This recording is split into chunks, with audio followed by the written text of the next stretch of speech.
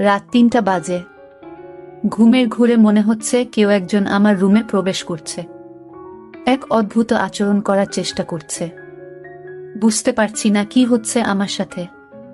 কে আসবে এত রাতে আমার রুমে? আম্মু, আব্বু নাকি ভাইয়া? কিন্তু দরজা তো ভিতর থেকে লক করা, তাহলে কে আসবে? কি করেই বা আসবে? ঘুমের ঘোরে চোখ খুলতেই পারছি না। অনেক কষ্টে চোখ খুলতেই দেখলাম একজন লোক পালিয়ে গেল। গ্রিন লাইটের আলোয় আবছা আবছা দেখা যাচ্ছে। ভয়ে চিৎকার করতে মন চাইছে, কিন্তু আমি মনে মনে ভাবলাম এই লোককে তাকে আমার হাতে নাতে ধরতে হবে। তারপর একদিন আমি ঘুমের ভান করে শুয়েছিলাম, এই রহস্য জানার জন্য আসলে আমার ঘরে কে আসে এত রাতে এবং আমার সাথে কি করতে চায় এটা আমার জানতে হবে। আর তাই এই রহস্য জানার জন্য আমি একদিন ঘুমের ভান করে শুয়ে রইলাম। তারপর আমার সাথে যা ঘটল এবং যাকে দেখতে পেলাম তা দেখে আমি জ্ঞান হারিয়ে ফেলি। তো বন্ধুরা, গল্পটি শুরু করার আগে আপনি যদি আমার এই ছোট্ট চ্যানেলটি নতুন দর্শক হয়ে থাকেন তাহলে চ্যানেলটি সাবস্ক্রাইব করে আমাদের সাথে থাকবেন। সকালে দরজা খোলার শব্দে ঘুম ভাঙল ঋতিকা। ঋতিকা, এখনো উঠিসনি? কটা বাজে? কলেজ যাবি না? উঠে গিয়ে দরজা খুলে দিলাম। আম্মু আমার দিকে চেয়ে বলল, তোর কপালে কি হয়েছে? এরকম ফুলে আছে কেন? তখনই কপালে হাত দিতেই ব্যথা অনুভব করলাম। কালকে ঘটনাগুলো মনে পড়লেই গলা শুকিয়ে গেল। বুঝতে পারলাম না স্বপ্ন নাকি সত্যি ছিল, কিন্তু এতটা ভুল হবে? কে লোকটা ছিল? এরপর কি হলো কিছুই তো মনে নেই। না, কিছুই ভাবতে পারছি না। আম্মু আমার উত্তর না পেয়ে, কিরে কি হয়েছে? কই কিছু না তো, কিছুই হয়নি। তুমি যাও, আমি ফ্রেশ হয়ে নিচে যাচ্ছি। আমাকে কিছু না বলেই রুমে চলে আসলাম। এসে ভাবতে লাগলাম কে আমার রুমে আসলো, কি করেই বা রুমে ঢুকলো। আমি জানালা দরজা লাগিয়ে ঘুমাই। নিজেই নিজেকে প্রশ্ন করতে লাগলাম। মনের ভিতর হাজারো প্রশ্ন, কোনো কিছুই মাথায় ঢুকছে না। ভাবতে ভাবতে ফ্রেশ হয়ে এলাম। রুমাল দিয়ে মুখ মুছে আয়নার দিকে তাকাতেই দেখলাম মুখটা অনেকটাই ফুলে গেছে। হঠাৎ ড্রেসিং টেবিলের সামনে একটা কাগজ চোখে পড়ল। কাগজটা নিয়ে পড়তে লাগলাম। এটা ছিল তোমার শাস্তি, আমাকে কষ্ট দেওয়ার শাস্তি, আমার থেকে দূরে থাকার শাস্তি। এই 3টা মাস আমি ঘুমাতে পারিনি। তুমি আমাকে ঘুমাতে দাওনি। আমাকে কষ্ট দিয়ে তুমি শান্তিতে ঘুমোচ্ছে। চিঠিটা পড়ে মুখ শুকিয়ে গেছে। সবকিছু যেন গুলিয়ে যাচ্ছে। কি হচ্ছে আমার সাথে কিছুই বুঝতে পারছি না। কে এই লোক? কি চায় আমার কাছে? সবকিছু মাথার উপর দিয়ে যাচ্ছে। রাগে মাথা ফেটে যাচ্ছে। ওনার ঘুমে কি মই দিয়ে আসছি নাকি? কত বড় সাহস! ওকে তো আমি সামনে পেলে মেরে ফেলব। কিন্তু বুঝতে পারছি না লোকটা কে। আমার তো তেমন কারো সাথে দেখা হয়নি। ভাবতে ভাবতে আম্মু আবার ডাকছে নাস্তা করার জন্য। নিচে ডাইনে গিয়ে দেখলাম আব্বু বা নাস্তা করছে আর আম্মু খাবার সার্ভ করছে। আমার পরিচয়টা দিয়ে দেই। আমার নাম ঋতিকা। আমি কলেজে পড়ি। আমি খুবই শান্ত একটা মেয়ে বললে ভুল হবে। একটু একটু দুষ্টুমি করি। আমাদের সিঙ্গেল পরিবার, বাবা মা ভাইয়া আর আমি। আমাদের ব্যবসা আছে, ওটা আব্বু দেখাশোনা করে। আর ভাইয়া সিলেট জেলায় আনসারের চাকরি করে। যাই হোক, গিয়ে বসলাম নাস্তা করতে। বুঝতে পারছি না ঘটনাটা সবাইকে বলবো কিনা। বললে হয়তো টেনশন করবে, থাক বলি না, হয়তো কেউ মজা করছে। কিন্তু কালকের ঘটনা তো মজা হতে পারে না। এসব ভাবছি, বাবার ডাকে ঘোর কাটে। কি হয়েছে? না খেয়ে খাবার নাচ্ছিস কেন? আর কি এত ভাবছিস? না কিছু হয়নি বলে খাবার খেতে শুরু করলাম। পাশ থেকে আব্বু বললেন, জ্বর আসছে নাকি মামুনি? এরকম দেখাচ্ছে কেন? কপালে হাত দিয়ে দেখে বলে, না জ্বর তো নেই। সবাই সন্দেহের চোখে তাকিয়ে থাকে। ওদের তাকানো দেখে ঘাবড়ে গেলাম। আরে আজব, জ্বর আসবে কেন? ঘুম থেকে উঠছি তো, তাই এমন দেখাচ্ছে। কথাগুলো বলে দ্রুত খেয়ে চলে আসলাম। রেডি হয়ে কলেজে চলে আসলাম। বাবা ড্রপ করে দিল। কলেজে গিয়ে আমার আয়সা আরিফা এর সাথে দেখা হলো। কালকের ঘটে যাওয়া ঘটনা সবকিছু খুলে বললাম। আমার কথা শুনে হেসে বলে, হয়তো স্বপ্নে দেখেছি, কিন্তু সেই চিঠিটা আর কপাল দেখে বিশ্বাস না করার কোনো উপায় নেই। ওরা অবাক হয়ে ভাবছি কে এই লোকটা, আশা খুব মনোযোগ সহকারে কয়েকবার চিঠিটা পড়ল। তারপর একটা গোয়েন্দা ভাব নিয়ে বলল, আচ্ছা রিতিকা, এখানে 2 মাসের কথা বলছে, মানে 2 মাস আগে তোর সাথে দেখা হয়েছে বা কিছু তো হয়েছে? তুই মনে করে দেখতে 2 মাস আগের কথা বিশেষ কারো সাথে দেখা হয়েছে কিনা। আশার কথাগুলো শেষ না হতেই ঘন্টা বাজল। ক্লাসের সময় হয়ে গেছে। তারপর আর কথা না বাড়িয়ে ক্লাসে চলে এলাম।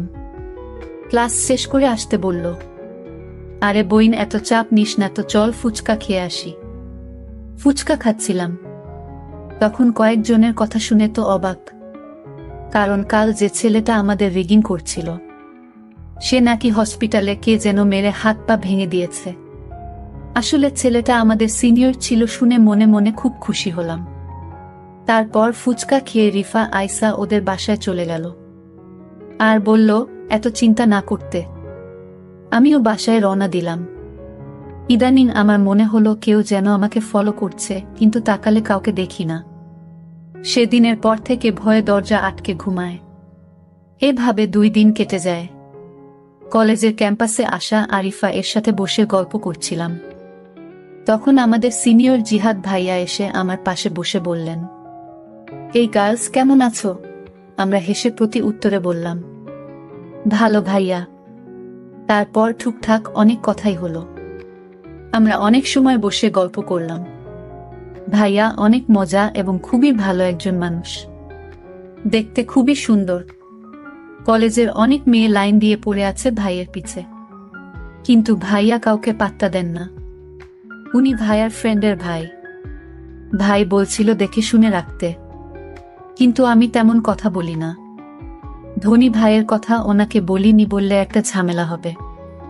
আমি ঝামেলা পছন্দ করি না। তারপর ওনার সাথে কথা বলতে বলতে আমি উঠে বললাম, তোমরা কথা বলো, আমি একটু আসছি।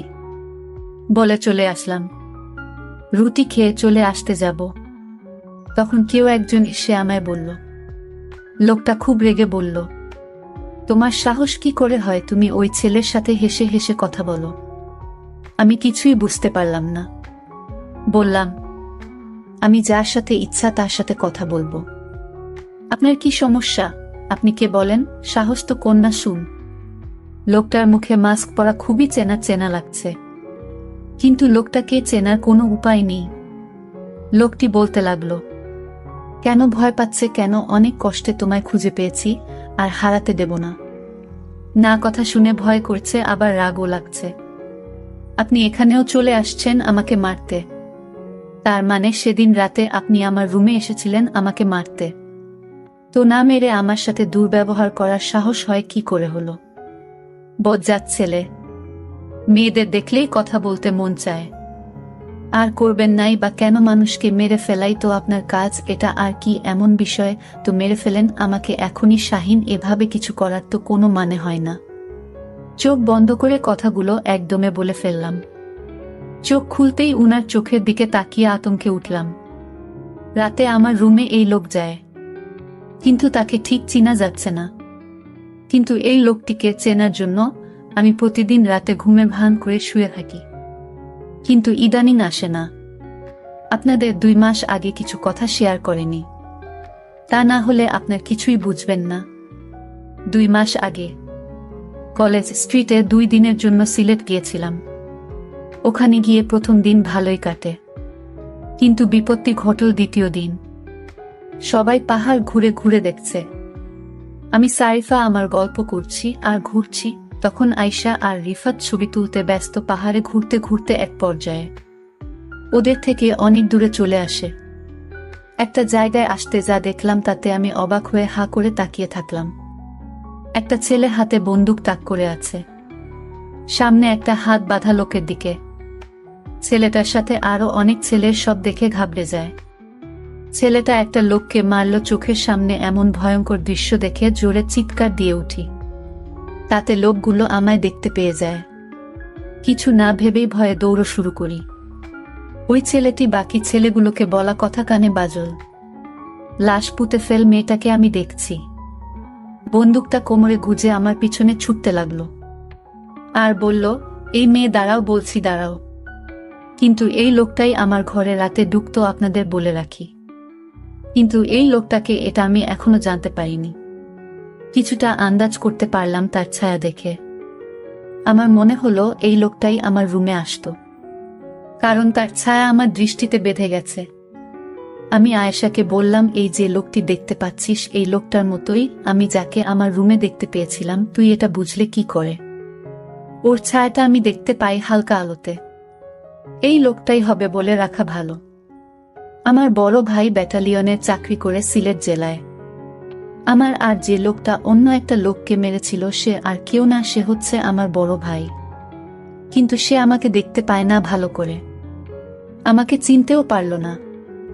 আমি ঠিকই তখন চিনে ফেলি। আমি মনে মনে ভাবলাম আমার বড় ভাইয়া কেমন পাষাণ হয়ে গেছে যে কিনা মানুষ হত্যা করে। আমি একথা ভাবতেই আমার খুব খারাপ লাগলো এবং ভাইয়ের প্রতি ঘৃণার জন্ম নিল। এসব চাকরি যারা করে তারা নাকি পাষাণ হয়ে যায়। আমার ভাবতে অবাক লাগছে। যাই হোক, আমরা একদিন দূরে ঘোরাফেরা করে বাড়িতে চলে আসলাম। আমি কিছুতেই ভাইয়ের মানুষ মারার দৃশ্যটা ভুলতে পারছি না। এসব ভাবতে ভাবতে ঘুমিয়ে পড়লাম। হঠাৎ আমার রুমে পায়ের আওয়াজ শুনতে পেলাম। আমার কপালে কি যেন হাত রাখল। 2 দিন দূরে থাকায় তেমন একটা ঘুম হয়নি আমার, আর তাই বেহুশের মতো ঘুমাচ্ছিলাম, তাই কিছু বলতে পারিনি। হঠাৎ যখন অনুভব করলাম আমার রুমে কেউ এসেছে, তখন চোখ খুলে দেখি কেউ নেই, কিন্তু পায়ের চিহ্ন রয়ে গেছে ঘরে। পায়ের চিহ্ন, এটা আমার খুব পরিচিত মনে হলো। আমার মনে হলো সে আমার পরিবারের যে কেউ হতে পারে, কিন্তু কে সে এটা এখন পর্যন্ত জানতে পারলাম না। আমি এই কারণে শান্তিতে ঘুমাতে পারি না। এটা কি আমি স্বপ্ন দেখি নাকি বাস্তবতাও বুঝতে পারছি না। আমি এখন থেকে ভাবলাম আজ থেকে সারাদিন ঘুমাবো, সারা রাত জেগে থাকবো, মানে ঘুমের ভান করে থাকবো। আমি তাকে হাতে নাতে ধরতে চাই। সে কেন আমার ঘরে আসে, আমার কাছে কি চায়, এটা জানার জন্য আমার মনে একরকম হতাশা তৈরি হয়ে গেল। আমি আমার পরিবারের অর্থাৎ মা বাবার সাথে বিষয়টা শেয়ারও করতে পারছি না। শেয়ার করব তখন যখন এই রহস্য আমি জানতে পারব। তো পরের দিন সকালে কলেজে গেলাম। তারপর আয়েশার সাথে আজ রাতের ঘটনা শেয়ার করলাম। আয়েশা আজ রাগান্বিত হয়ে বলল, তুই কি বললি সে সব স্বপ্ন বাঁধে? এগুলো শুনতে আর ভালো লাগে না। এগুলো সবই হয়, বাস্তবে হয় না। আয়েশা, তুমি যাই করো না কেন, তুই দেখে নিস আমি 20 দিনের ভিতরে আমি তাকে হাতে নাতে ধরব। তারপর কলেজ থেকে বাসায় ফিরে শুনতে পেলাম আমার ভাইয়া বাড়িতে আসছে, কারণ 4 দিনের ছুটি নিয়ে আসছে। আমার জন্য অনেক গিফট নিয়ে আসছে। আমি বাড়িতে প্রবেশ করতে আমি ভাইকে দেখি দরজার সামনে দাঁড়িয়ে আছে। আমি কাছে গিয়ে বললাম, ভাইয়া কেমন আছো?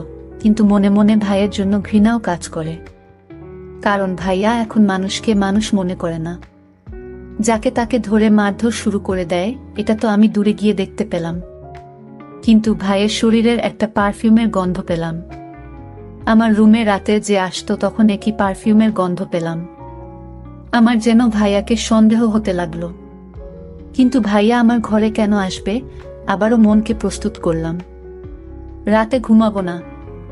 আমি ঘুমের ভান করে থাকবো, দেখব কে আসে আমার রুমে এবং কি চায় সে। ঠিক মতো আজও ঘুমের ভান করে শুয়ে রইলাম। রাত তখন প্রায় 2টা বাজে। তখন আমার রুমের জানালা দিয়ে আমার ঘরে প্রবেশ করলো। আমি চোখ বুজে রইলাম। তারপর ধীরে ধীরে ঘাটের পাশে বসলো। আমার গলায় 2 লাখ টাকার স্বর্ণ দিয়ে তৈরি আমার গলার হার। যখন লোকটি আমার স্বর্ণের গলার হার ধরে চুরি করে নিতে চাইল তখন আমি ভয়ে কাঁপছিলাম, কিন্তু সাহস করে নড়াচড়া করেনি। তখন লোকটি হাতটা টান দিয়েছে পকেটে নীল, আর তখনই আমি তার সাথে ধরে চলতে লাগলাম চোর চোর। কিন্তু সে আমার মুখ চেপে ধরল। তারপর লোকটার মুখের দিকে তাকিয়ে দেখি সে আর কেউ না, সে আমার বড় ভাই তুহিন। ভাইয়া, তুই আমার রুমে আমার স্বর্ণ চুরি করতে আসছে ভাইয়া। তোকে ভাইয়া বলতেও আমার ঘৃণা হচ্ছে। তখন ভাইয়া বলল, আরে আমায় কিছু বলতে দেবে না, আমি ইচ্ছা করে চুরি করতে আসিনি। তুই তো জানিস না আমি চাকরি করে মাত্র 15,000 টাকা পাই, আর সেই টাকা তো আমার বাড়িতে পাঠাতে হয়, বাবাকে হিসাব দিতে হয়। আমি একটা বড় বিপদে পড়ে আমি তো স্বর্ণের হার চুরি করতে বাধ্য হলাম। শোনো বোন, আমি একটি লোককে মেরে ফেলি, আর তাই আমার চাকরি নিয়ে টানাটানি শুরু হয়েছে। উপরের সব বলেছে, যদি তুমি 1 মাসের মধ্যে 2 লাখ টাকা না দিতে পারো তাহলে তোমার চাকরি থাকবে না। কিন্তু এই কথা যদি বাবা শুনে তাহলে বাবা স্ট্রোক করে মারা যাবে। আর তাই আমি কাউকে জানাইনি। আর তোকে বলে তুই বলে দিতে।